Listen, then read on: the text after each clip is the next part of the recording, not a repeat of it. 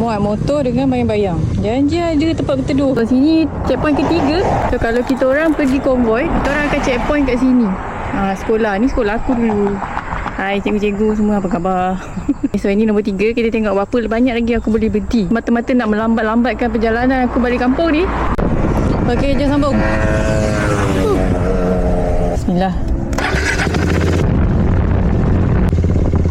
Rekod tadi tu, kalau korang tak biasa kan, korang boleh overshoot teruk tau. Sebab dia memang dia blind corner. Jadi kawan aku sendiri pun pernah overshoot dekat situ. Lelek jap, kita masuk juga Batang Kali. Video yang lepas itu dengan Papio, aku tak masuk Batang Kali kan. Sebabnya kalau masuk Batang Kali, dia banyak traffic light. Batang Kali. So ini ada checkpoint keempat. Tinggal satu je checkpoint lagi. Tengok kita dah berhenti kat mana je lagi. Yang penting Batang Kali betul-betul dah berbangun. Muat-muat motor dengan bayang-bayang. Janji ada tempat berteduh. Okey, so aku dah sampai dekat perhentian terakhir.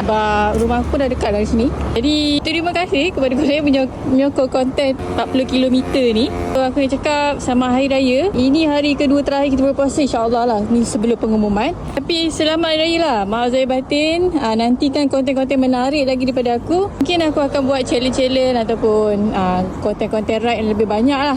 Jadi make sure korang yang belum follow aku. Bagai serai kita serumpun. Selamat Raya. Okay, Alhamdulillah dah sampai-sampai. Pelitu pun dah menunggu. Sumbu dah masuk ke dalam ni.